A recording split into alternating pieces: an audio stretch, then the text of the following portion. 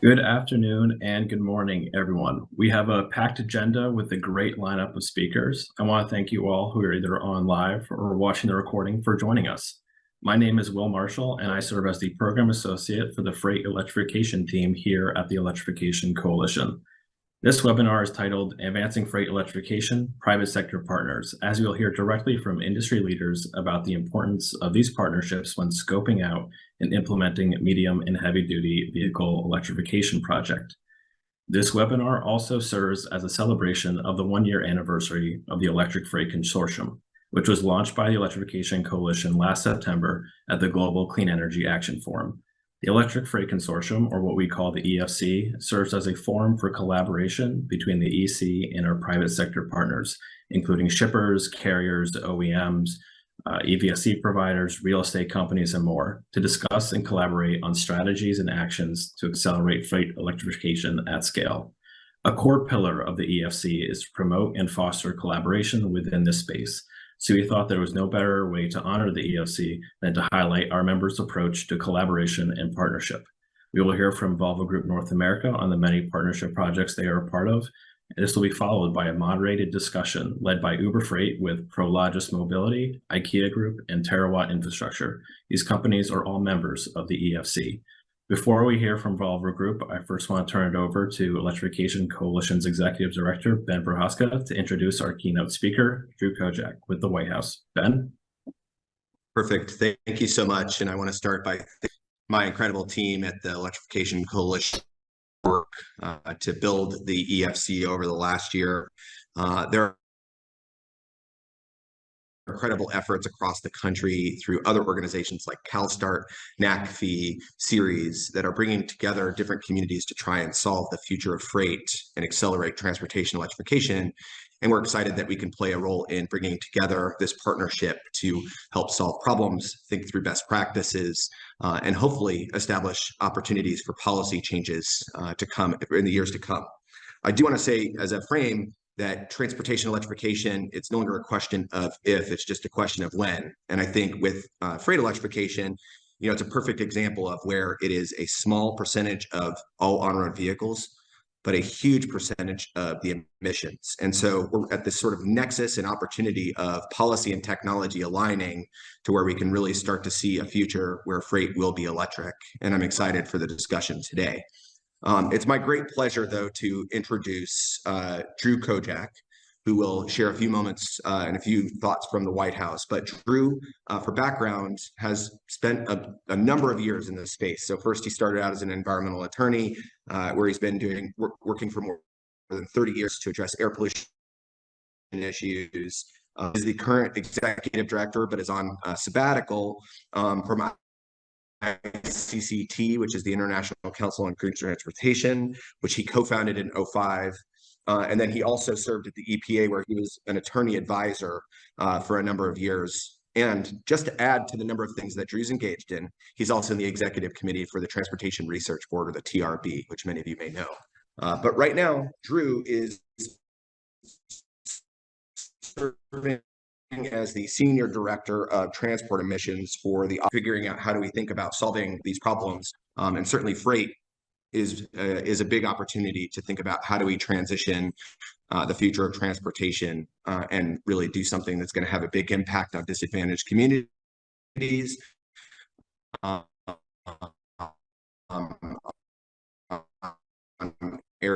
Areas that are suffering briefly. Sure. Good afternoon, everybody, and thanks for the very warm welcome, Ben, and thanks for inviting me to speak with you all today. Yeah, it's really my great privilege to start your virtual event celebrating the one-year anniversary of the Electric Freight Consortium. As you're all aware, we are certainly at a critical moment in the history of the transportation sector. We are moving from the power source that powered vehicles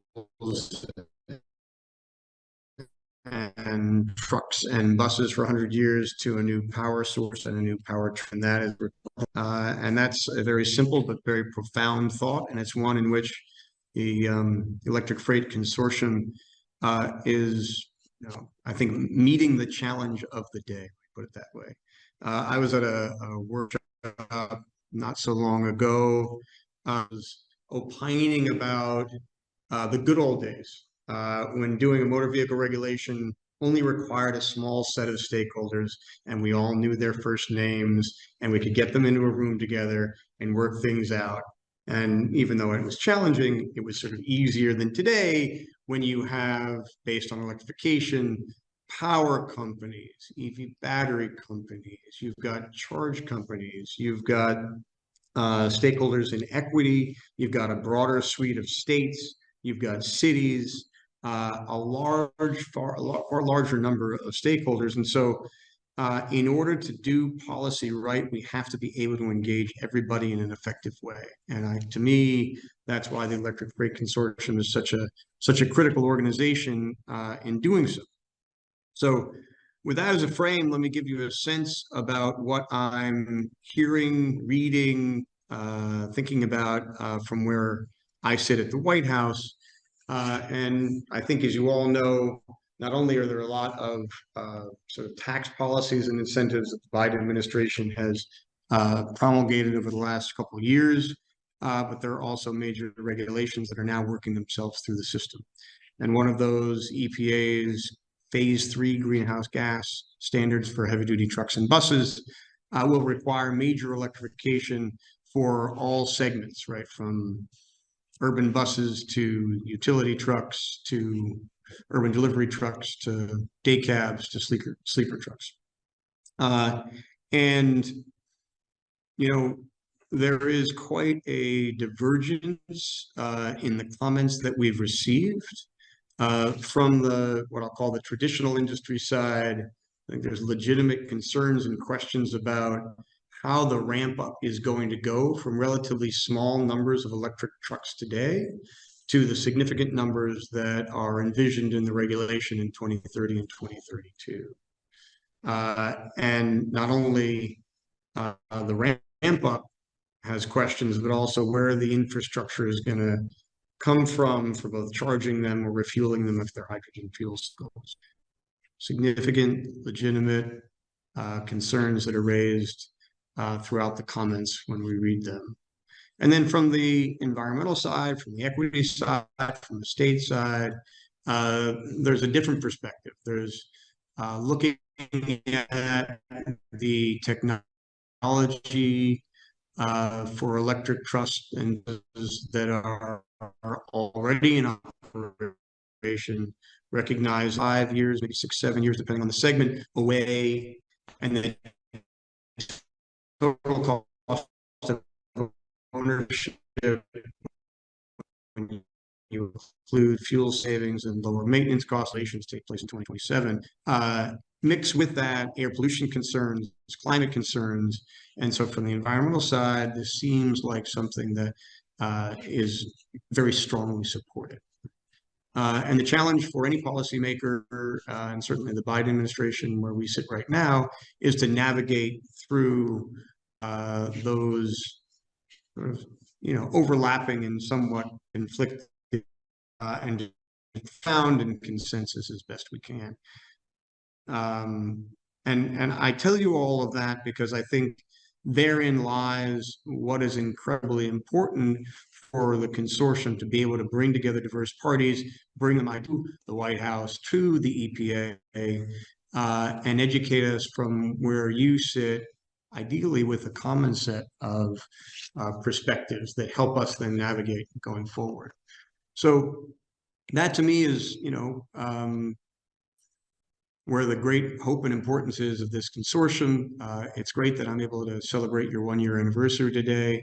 I think my parting comments are two. The first is to encourage you to be as active as you can be in communicating your thoughts, your perspectives, your data, your information to as broad a range of policy as you can, because we will all be better informed if you do that. And the second is just to wish you a very good, productive, and enjoyable conference. And so with that, I'll turn it back over to the moderator, and thanks again for inviting. Thank you so much for those remarks, Drew. We greatly appreciate it, and we appreciate you taking your time out of your very busy schedule to speak with this group. I now want to turn it over to Andrea Pratt with Volvo Group North America. Andrea is the Zero Emission Technology Program Director for Volvo Group North America.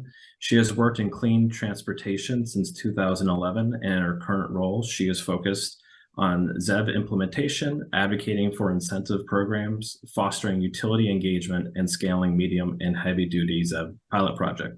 The floor is yours, Andrea. Thank you, everyone. I am super excited to be here, and I want to thank the EC for pulling together this rock star panel that you will hear from today. I am the one that has slides, but I think it's important to show visual aids as we're talking about some of these projects. I'm just going to walk you through a couple things that the Volvo Group is involved with, some projects across the country. And before I kick it off, I just wanted to kind of give a highlight of what the Volvo Group is.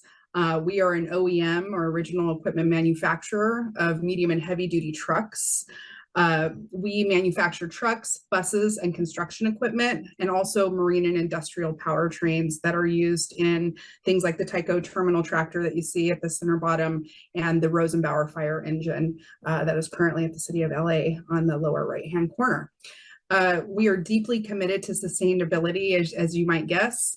It's in our DNA as a company, and we've committed to the Paris Climate Accord and science-based target initiatives. And we have a goal to have 35% of our global sales be electric by 2030, and completely fossil fuel-free product line by 2040. A couple of our brands you can see here today: Volvo Trucks, Mack Trucks, Nova Bus, Volvo Construction Equipment. So all medium and heavy duty. We sold Volvo cars in the 90s, so that's now a separate company. So now I'm just going to get into a couple projects and talk about, to really kind of highlight how much actually goes into pulling these off, and it truly does take a village. So the first I'm going to highlight is the Volvo Lights project. This was the first commercial deployment of zero emission trucks at scale. It was a 3-year project that ran from 2019 to 2022. It wrapped up last year. It was a $90 million project, half of which funding came from state sources, and the other half came from the project partners. And the idea with this project was to deploy zero emission trucks in real world operations and see how they worked. Moving freight from the port of LA and Long Beach into the Inland Empire. And as you can see from this next slide, you know, it really took a village to get this done. There were 14 project partners, including South Coast AQMD. There were 2 large truck fleets, a local dealership, and dealerships often are forgotten about in this, and they are critical partners.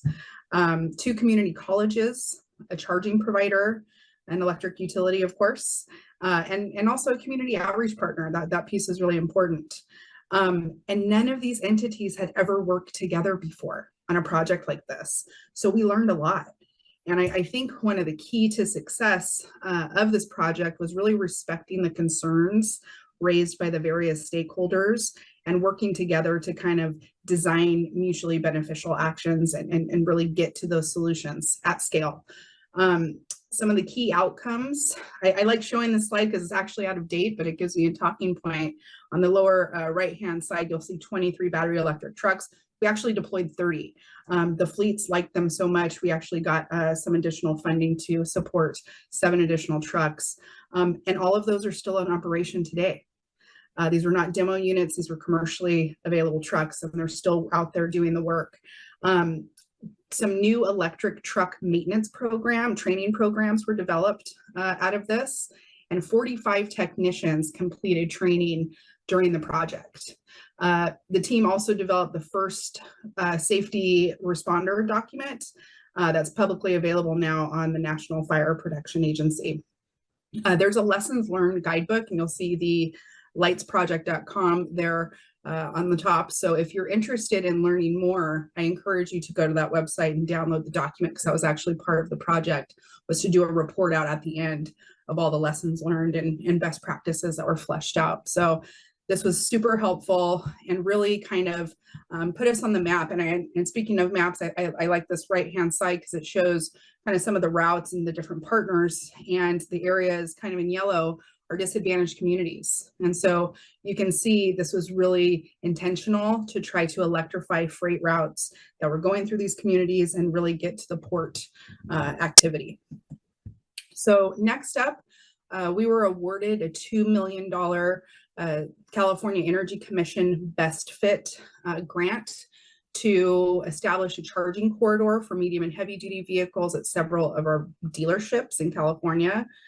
These stations will be publicly accessible and suitable for commercial vehicles because we know trucks can't charge at sites that are designed for light duty, but the other way around is actually true. So this is our first foray into kind of installing our own infrastructure, and it's challenging as everyone I'm sure on this panel and in the audience knows, but it shows that we're really committed to making this work. And to that end, just a note on our partnership with Pipeline J truck stops that was announced late last year. You know, this is just another example of two industry leaders working together to create the transportation future that we're all looking for. Next up, I want to talk about JETSI, which is the Joint Electric Truck Scaling Initiative. So Volvo Lights was the first, JETSI is the biggest. It's the largest commercial deployment of zero emission trucks in North America to date. It's about 100 trucks with charging and a wide variety of partners. And I hope you start seeing a theme here of how many players are in this space that it really takes to get this done. This project also focuses on drayage routes from the Port of LA and Long Beach into the Inland Empire. And again, disadvantaged communities are highlighted here. And really it's important to be intentional about these early deployments to really start accruing air benefits to those communities who need them most. So next up is what we affectionately call the Grocer Project. This is a deployment of 40 VNR electrics, electric class 8 trucks, tractor trailers, and infrastructure for a produce distributor in the San Joaquin Valley in my hometown of Fresno. Shout out to the Central Valley. You know, a wide range of partners again. And then this this project has a battery energy storage system, energy management, and again, leveraging significant government funding, not only from CARB, but from the local air dealerships, or the local air districts. And the last project I want to highlight is not in California, so we can do this in other areas outside of the West Coast. But this was a $10 million grant that Volvo was awarded from NYSERDA, which is the New York State Energy Research Development Authority. And it was to fund an environmental justice focused, community-driven electric truck project in the Hunts Point neighborhood of the South Bronx. Hunts Point is home to the largest food distribution and waste hub in New York State. It's a highly impacted community. It's like a little community of 13,000 people surrounded by all this truck activity. And, you know, they really wanted to do something about air quality, but they also recognize that truck activity is the economic hub of their neighborhood. And so wanting to figure out how they can work with those businesses to really clean up the air, but not negatively impact that economic activity. And so I'm not going to tick through all of this, but there's really 3 areas of focus of this project.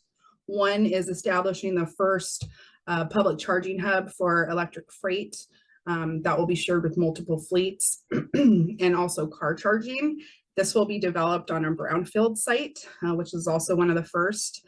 And I just want to say this slide is actually out of date a bit. Shell Recharge is no longer part of the project, and we're securing a new charging provider for that.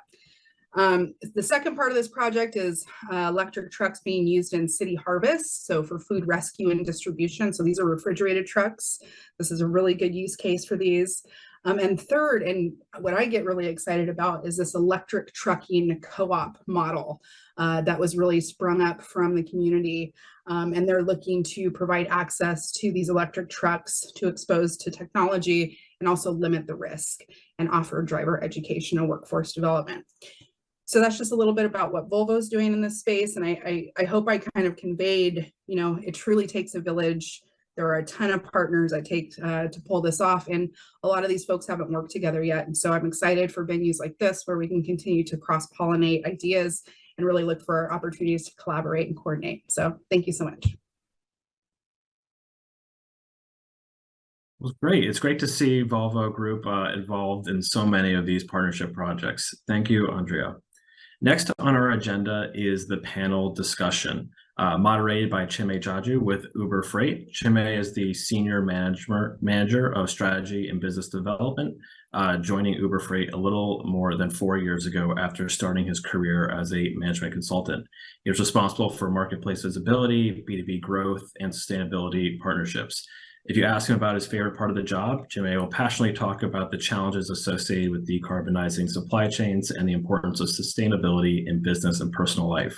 He is joined by Dan Loflin with Prologis Mobility, Anthony Harrison with TeraWatt Infrastructure, and Stephen Moelk with IKEA Group. As I mentioned, we have a pretty full agenda, so we'll hope to get to some audience questions at the end. Chinmay, I'll turn it over to you now. Thanks, Will, and I'm super excited to be here today and joined by a panel of rock stars. So I think we should dive into some introductions from each of them, and then we'll switch over to some questions, and I think have a really productive discussion around how collaboration is really going to accelerate freight electrification. So with that, Stephen, do you want to introduce yourself? Sure. So I'm Stephen Moelk.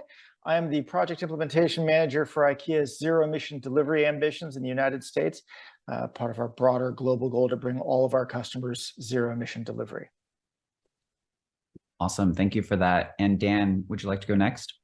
You bet. I'm Dan Loflin. I'm based in San Francisco, but operate across our North American portfolio, and I'm the commercial officer for the Prologis Mobility Business Unit. We are focused on fleet electrification for our tenants and non-tenants, and we're really delighted to be here. Great. And Anthony.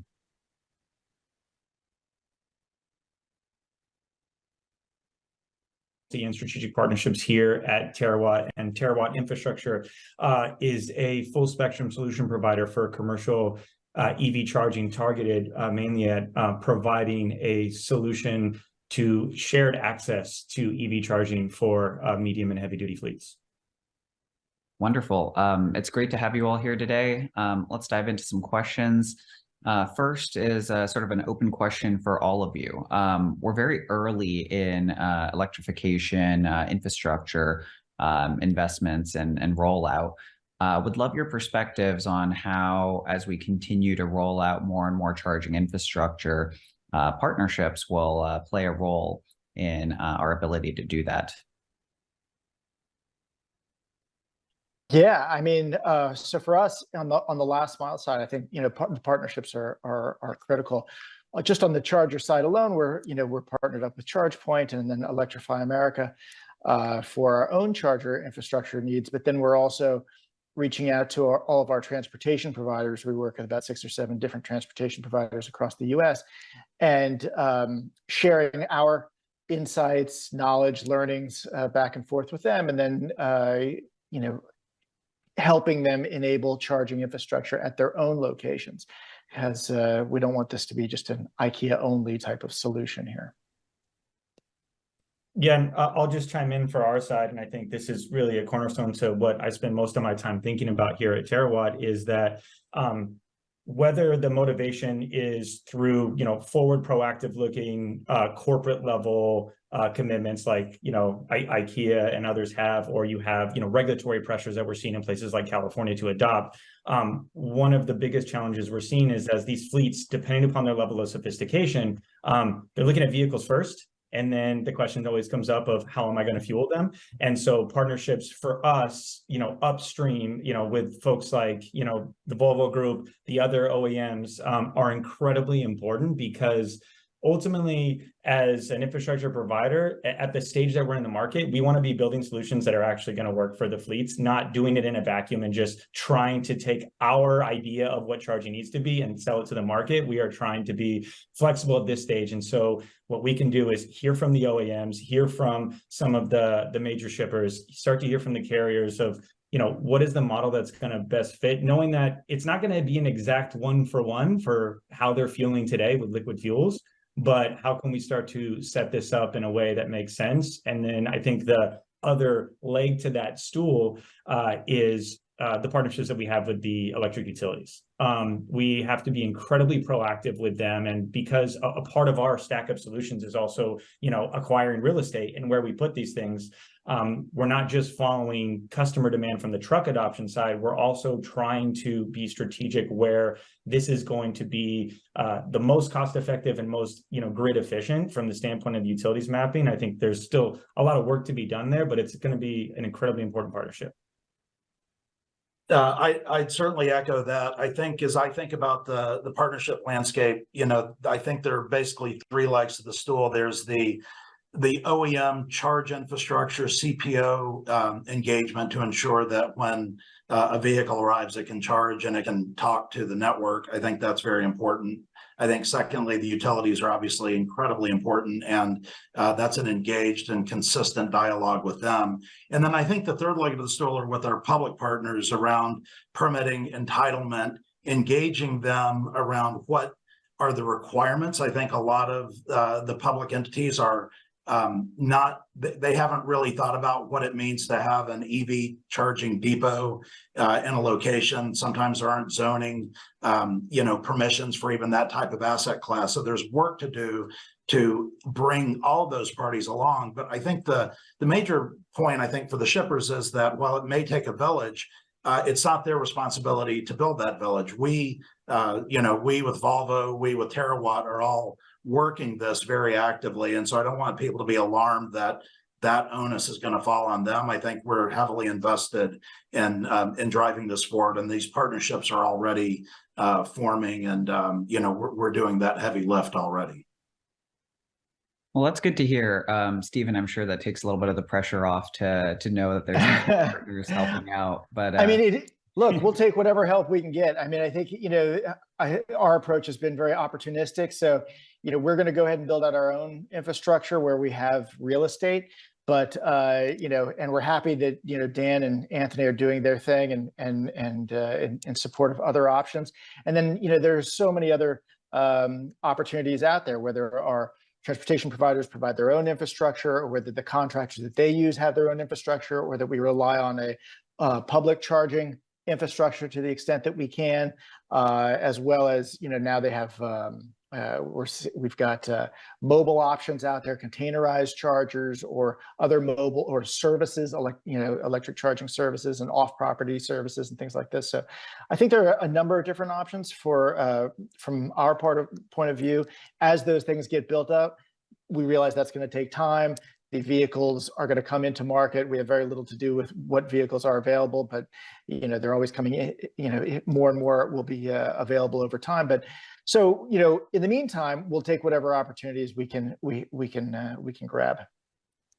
Yeah, I like that perspective of being very flexible with what's out there, because each opportunity is different and will require a high level of flexibility from folks who want to electrify to accommodate the different business models. One shoe is not going to fit everyone. That's right.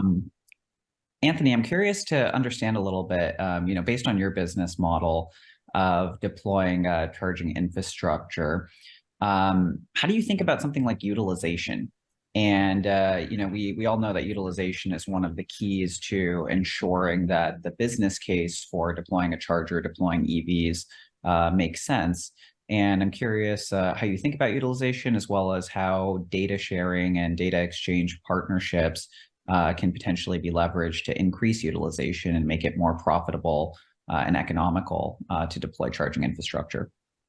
Yeah, it's a fantastic question, and I would say it's probably a cornerstone to the kind of shared depot, charging as a service model that we and others in the market have. Obviously, today one of the things that you're balancing with us as the infrastructure provider, essentially the fueling provider, trying to maximize utilization, is also trying to hold the hands along with fleets that are just getting underway with adoption and their piloting. So the balance is, today, without a lot of experience and without a lot of data on reliability, there's going to be some concerns about trying to overcorrect for utilization just to try to maximize it, shove as many trucks as I can, with a limited amount of ports, just to make the ROI the greatest, versus the best experience that fleet needs today to feel comfortable with how the charge is going to work. So I think it's going to be a ramp up, and that's why we look at our site's design as building it in phases, and trying to target and ramp up on the utilization side of things. Obviously, the data sharing piece that you just talked about is huge for us. I mean, that's really, when we're having conversations behind closed doors with fleets as they're trying to roadmap it out, I mean, we're asking for data as soon as possible, as soon as they're able to share it. We're asking, it helps us to get data points from all over the place. It helps us to get data from OEMs on where they're seeing truck orders go over the next 18, 24 months, because we can ramp up where we're deploying infrastructure and map that to where the vehicle need is. I know I brought it up in my last point, but I'll probably keep harping on it here. Market signals, things like the advanced clean trucks, advanced clean fleets, other things really help drive some of that, so that there's aggregate data we can pull on versus just proprietary.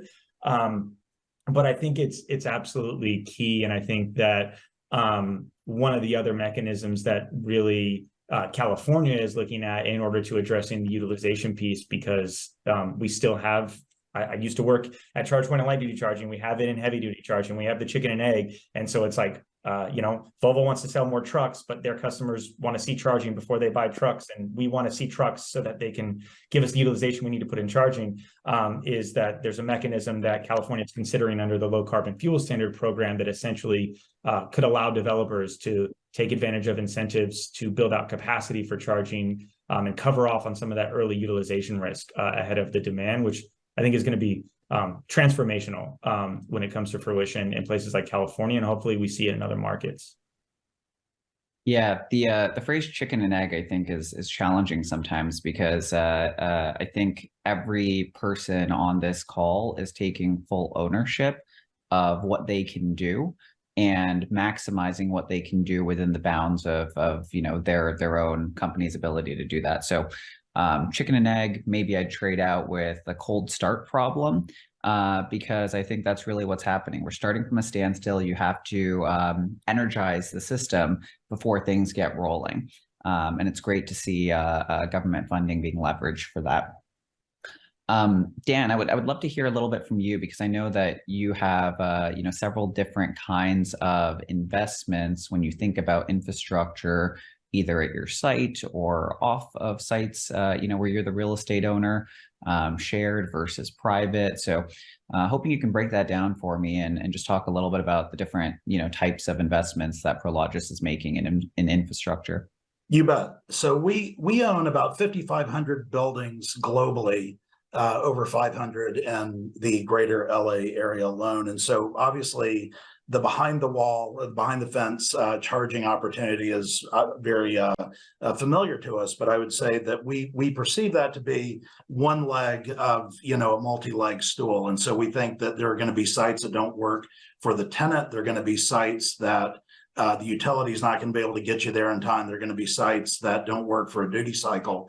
And so, our perspective is that we have to create a network opportunity within Prologis, and then our network has to be able to interoperate with others' networks. And so I think the asset classes that we see, certainly the warehouse-based charging infrastructure is very near and dear to us. The site behind me is a site in Southern California with Volvo trucks. And so this is a play that we run repeatedly, but we're also building the same type footprint on non-Prologis real estate sites for tenants that we have worked with, and they like our model, and they want to take us out of network. And then the third element, and this is, I think, TeraWatt, is in this game as well, is building standalone charging hubs. And so we have a big hub network, and on the West Coast, we're building sites as well in New York, New Jersey, and are looking at Savannah, Chicago, Texas, et cetera. But I think the point is that not one site is going to work for every tenant, and we need to be able to move tenants throughout a market. We'd love to be able to do that in the Prologis network, but we recognize that we're not going to be the 80% market share player. There are going to be a lot of players, and I think it's incumbent on all of us to enable our customers to move seamlessly from a Prologis site to a TeraWatt site, and then to one of their own, maybe privately owned sites. So I think interoperability is critical in that picture. Yeah, interoperability and also coordination. I think, it's likely that someone's not only going to use one site or another site, but that they might have to use all three types of sites simultaneously on, their weekly routes or their monthly routes. So I think that's really key point there on interoperability and coordination of, when is that charger available and who's using it at what times. I want to go back to something that Anthony brought up actually around sort of the role that state, local governments, federal governments can play here in implementing electrification initiatives. And I wanted to also come back to a point that Andrea from Volvo had brought up around how these partnerships come together to impact communities that are disproportionately impacted by logistics. So this is a question to sort of all the panelists is, how does that government funding really bring together a coalition of private sector companies to help tackle these problems for these communities?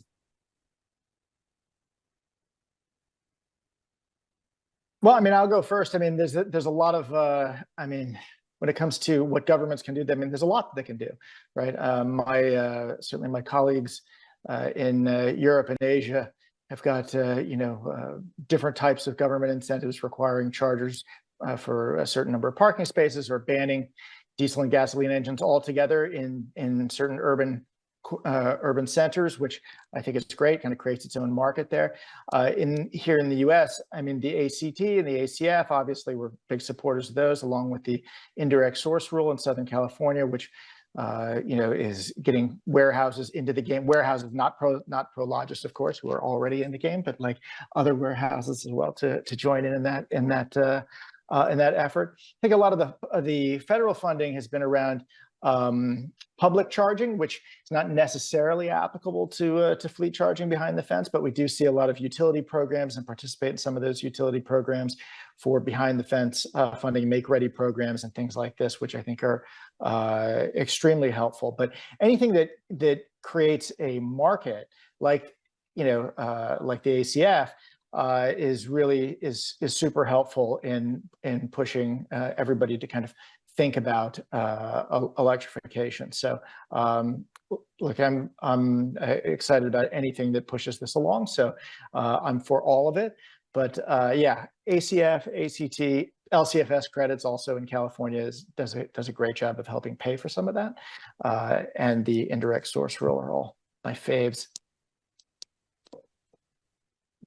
Yeah, I would just chime in just to add incrementally to that. You look at the example that Andrea showed of the Hunts Point project in New York, and I think that other examples of projects like that where you look at, in Southern California, where there's a ton of activity going on, you have such a high percentage of small independent owner operator fleets that are in the drayage sector, right? You see data thrown around that it's, in the 80s, 90% of these drayage fleet operators are small independent owner operators. So that's where, in addition to the regulatory market signals, incentives can be directed to make sure that we're not leaving that class of businesses and customers behind, and that we're providing support from the vehicle adoption side, which I think is absolutely key. And if I could continue to harp on anything, as much as we love to see incentives and programs for infrastructure, we got to get trucks into people's hands. And then there is a significant amount of private capital that can be brought to bear to help support the deployment of infrastructure. We made an announcement last year. We raised over $1 billion in private capital. That was before ACF passed, right? Like, this is how excited, private sector investment is to come in and support this space. And so I think from the infrastructure side, there's varying mechanisms, but I think one of the biggest things that these types of programs can do is help support and prop up closing that affordability gap on the price of the vehicles today from what they're looking at as they transition. The other thing that I will just throw in about the role of local governments that they can play in this is starting now and looking at, you know, the rules you have on the books for permitting and zoning and the different things, this is not traditional truck fueling. But when I go into a new market and I want to put in an electric charging hub, it goes right to the desk of a city planner who only knows, you know, about prohibitions and restrictions on truck fueling. And so it says, well, you can't go into this neighborhood, but that's the neighborhood that's most disproportionately impacted by these emissions. And we want to try to clean up those first, but you have moratoriums on being able to put refueling stations there because you have no way to classify what we're doing. So that's one of the messages proactively I would say is for local governments to look at what's on the books now and how they can get ahead of the demand, because you're going to see a lot of requests for permitting and zoning to put in these large charging hubs, whether it's, you know, alongside warehousing facilities like Prologis, if it's behind the fence, or, you know, third party owned and operated. You're going to start to see a lot of these, especially in markets where we have regulatory signals, and our local codes haven't caught up with streamlining that yet. Yeah, I think that's absolutely right. We're, you know, given we do over $1 billion a year, sometimes, you know, 3 or 4 billion a year on development starts. So we know a lot of these players, and I think we're pushing this knowledge and this sort of, you know, requirement in our conversations with them. So we're doing that work, but there's still work to be done. I think the other area, I think we're all pretty familiar with, you know, the progress we're making in Southern California and California in general, and that's great. But I think when we move to other markets, the utilities are not as tuned in to these demands as we see in California. So SE has been a great partner, as well as PG&E. But I think when you move to new markets, Midwest, East Coast, we've got some partnering work to do with utilities to get them up to speed and better educate them on the demands and kind of the paradigm that we're trying to work in. So it's very collaborative, but I think we've got, we're well down the road in California, and we've got work to do in other states. Yeah, definitely. These are all really good insights, and I appreciate the very specific areas that you know, that collaboration can improve between private companies and local and federal governments. That's really one of the things that the Electrification Coalition and groups like this are able to do, is you know, create a forum to discuss what needs to change, and then affect that change. Stephen, I was curious, you know, you work with so many different stakeholder groups to actually, you know, figure out how to electrify. You've mentioned before, you know, the need to be able to work with everyone and sort of bring everyone together. And we actually had a question from the Q&A here around, you know, if anyone has resources or, you know, advice on how to actually work with a diverse set of stakeholders and figure out how to do some financial modeling or budgeting or evaluation around, you know, how to make this all work. You know, that is an excellent question. So, and it's something that, you know, is still, you know, talked about within IKEA about the best way to do things. I think we've made a lot of progress, but there's still some ways to go here. But essentially, you know, what we've done is created kind of a multifunctional work group within IKEA that includes our sustainability business partners. I report up through our logistics and customer fulfillment functions. We also have folks from our real estate division and facilities division, retail, and so on, that come together and meet on EV topics in general. And then we try to coordinate some of our activities together. For example, like we're putting in public fast charging for our customers and coworkers. At the same time, we're putting in fleet charging. So we rip up the pavement once and we kind of coordinate those activities.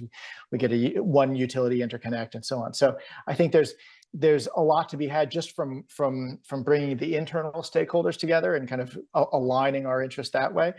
There's efficiencies to be had, but there's also, you know, every company across the world is organized around, you know, around profit centers and accounting and those are set up essentially to mitigate every and all costs. And so, you know, in these kind of early days of electrification, you know, that sometimes does come with some costs. And so the question about who's taking those costs and how that's accounted for and trying to keep them away from folks whose job it is rightly to mitigate costs is something that that you have to work out internally as well. Like, how do you put that on a different kind of track than you would for other projects and things? And how do you evaluate ROI for business cases and things like this for in terms of electrification or any other sustainability project for that matter, when it's not going to make maybe a kind of a hard dollar return right away, but then maybe equating that to CO2 emissions or putting a dollar value on that so you can achieve a higher ROI on a project basis. So I think there's a lot of different ways to work. You know, I can only share what we're doing, but yeah, we're collaborating with internal stakeholders for sure, and then trying to figure out kind of the best way to justify projects in that EV space. Yeah, and just to chime in and add a little bit to the person who asked this question, I think, you know, Dan and Anthony said this like earlier, you're not alone in trying to accomplish this, right? There are partners who are very happy and very knowledgeable to work on individual components and sometimes the end-to-end model to be able to help electrify. So sometimes the financial modeling and figuring out how to, you know, permit and build a site, that can happen, you know, hand in hand with an industry partner. I would like to you know, take another question from the Q&A, because I think this is a really good one. And Anthony, it builds upon a little bit what you were saying earlier around some different emerging, you know, sort of business models around electrification. Not everyone can afford to go and install a very expensive EV charger. And so this sharing model or charging as a service model really takes away some of the barriers to upfront investment. And wanted to ask for your perspectives on you know, how charger sharing can impact economics, as well as how you know, charging as a service as a business model is so important. Yeah, I can speak to that. Obviously, I think I touched on it kind of in my intro. This is the core of what TeraWatt was, you know, founded on, and it was really an observation of a gap in the market that we just saw between, you know, the demand for vehicle adoption, but the multitude of barriers, whether it's space constraints, power constraints, or financial constraints, to be able to fully deploy charger. We've seen a lot of examples of the forward-leaning fleets that have the ability to do this on their depot, or finding a way to do it, or can do it in some smaller scale. But when they think about the holistic solution they'll need, I think all of us on the panel have talked about, it's going to be all of the above. It is not going to be one style. You will have absolutely behind the fence. And I don't just mean differ by fleet to fleet. I think especially larger fleets are going to utilize all the different models that are going to be out there, depending upon their routes, depending on how it's going to work. The benefit for a lot of fleets of a shared scenario is you can either, one, if you're a smaller independent owner operator that doesn't actually domicile behind, you know, at your own depot today, you can use a TeraWatt site to serve that purpose. Let's say I only have 5 trucks. Your site can accommodate 100 trucks. Can I actually rent 5 parking stalls from you that also happen to give me access to charging? That's an arrangement that we can facilitate with our business model, and, you know, also provide other services like driver amenities and other things at the location that can, you know, serve as kind of a that's why I use the term more depot as a service versus charging as a service, because there are other things that are available to these fleets that aren't big enough to facilitate that. And then if you're a much larger fleet and you just need, you know, an on-route or corridor charging availability, or to supplement what you have existing behind the fence, or you're finding that in certain locations you're going to be constrained from a power and capacity standpoint to do it, then our type of solution works really well there. So I think that we're seeing that, you know, really come into play. And I think layered with, this is something that a lot of different players in the market are also bringing forward, that can work in tandem with our type of solution, is also the trucking as a service model. We have other players. I'll let those that are working on it speak to it, but I think it's just something where we're seeing that there's a lot of innovation happening to remove that upfront cost barrier of getting into an electric truck, both on the vehicle and infrastructure side, which, you know, we feel very strongly is that down the line economically, it's going to make it overall less expensive to operate a fleet than it is today. And Chinmay, I might add to that. When we have tenants, when we're building sites behind the fence, we have tenants that are interested in us leaning in to that location, maxing the economy of scale we can get out of that site, and actually allowing third parties to charge in that site. So we think about the kind of the standalone hub as the multi-tenant, highest flex option, but we think that there will be depots and sites where tenants are totally open to bring in third parties. Not every site, not every tenant's going to be okay with that. But I think as we think about how to invest in a site, and if we take a 30-year view on that site, we don't want to build, we don't want to build where the puck is. We want to build where the puck is going to be. And I think we have the balance sheet and the number of sites that we can help tenants with that. And we've found tenants to be remarkably, I think, flexible in their thinking about how to reduce their cost of charge. And if that means opening the operational aperture a bit to bring in third parties, we've been pleasantly surprised by how many are open to that. Yeah, that's really great, and I think it is key to ultimately making the economics work. Even a private charger is not going to be used for most of the day, and so figuring out how to coordinate the downtime and make good use of that asset is going to be critical. It also takes so long to actually build out a site from start to finish. And so I think, these sites that are being built, you want to get the most bang for your buck out of each of them. I'm curious to follow up with you, Dan, on another question from our Q&A here is really about on-site energy generation for charging infrastructure. I know you all probably have a very strong view on solar, but I think we want to maybe touch here on solar and energy storage. And Anthony, after Dan, if you have any perspectives on that, would love to hear as well. That's a great question. We are the second largest rooftop solar owner in the country. We've been investing in solar on our buildings for years. I think that's continuing to crescendo. Our mobility team is part of the organization that also houses our solar and energy storage and sustainability group. So while we have an economic incentive to put mobility in, Prologis at the higher level is also thinking about our journey to net zero and our tenants' journey to net zero. So certainly on-prem generation, particularly on-prem solar, is very attractive. We're leveraging solar where we can. We see a lot of impact to bring in energy storage. And then we've developed a whole suite of products that enable on-demand generation in waiting, while we're waiting for the utility to arrive. We can energize a site with, very low emission, new technologies that are pretty compelling as well. I would say that there is an opportunity I see on the regulatory front to think a little bit more broadly about how we can leverage rooftop solar when we bring in a new service for EV. That sometimes the utility wants that to be a separate meter and a separate service, and it's harder to commingle a rooftop solar array with that new service. And so I think there's an opportunity for us all to work that lever a little bit harder so that we can leverage the existing solar we have even harder than we currently are. Yeah, I would echo a lot of what Dan just said. I mean, from the TeraWatt perspective, we evaluate on-site distributed engineer resources at every site that we're deploying and see, both from a square footage perspective, some of it is, we're constrained geographically. If we're putting in, a site that's next to the Port of Long Beach and we only have, 2 acres and need to maximize the amount of charging stalls there, then, ground mounted canopy rooftop solar may not make sense at that site from a footprint perspective, but certainly, battery storage, on-site DERs,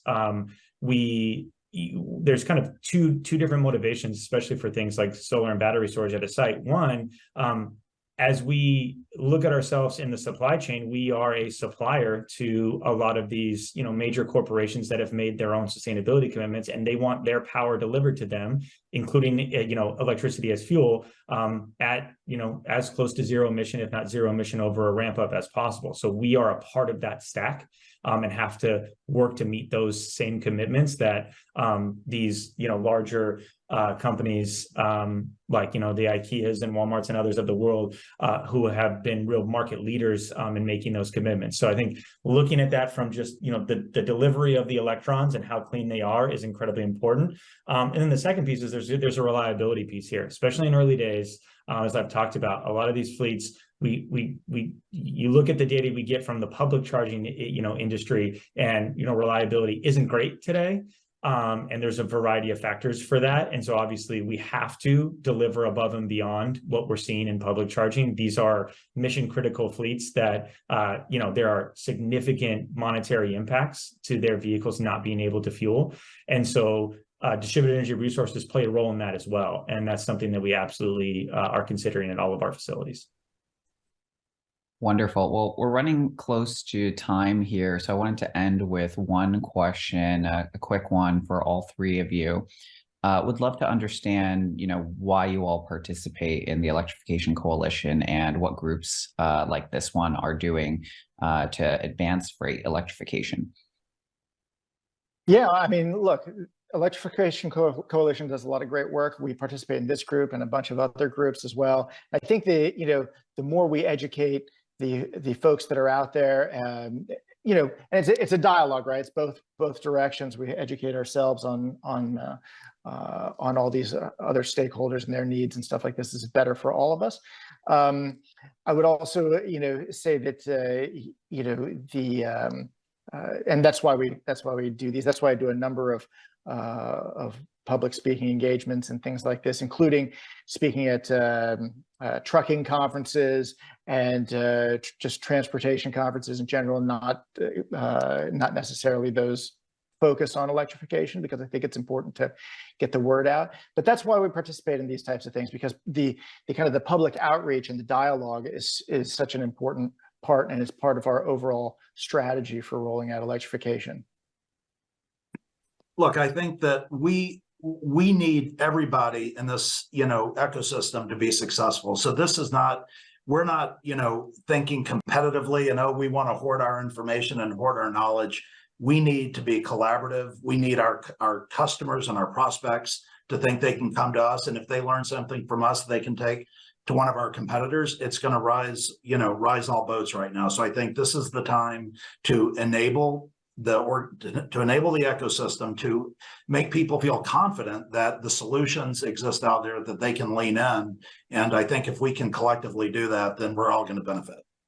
Yeah, I will really quickly just echo the same thing. And I think that the Electrification Coalition fosters an environment where companies that are providing the same services or competitive services, also with the fleets that are adopting the vehicles being provided, we can all feel the kind of safety and the harmony of coming together and just sharing best practices and ideas in a way that is going to lift all of us up. And because, like Dan said, this industry is not going to succeed if we try to do this in a vacuum. And so I just thank the Electrification Coalition for your leadership on that. And then the other I think key value add is the ability to amplify the findings and the best practices that this group is coming out with, which I think is absolutely key. It's one thing for us to learn and then take it all back to our own organizations. It's another thing to educate policymakers, utilities, the broader market around some of these best practices. And I think that's the role of this consortium.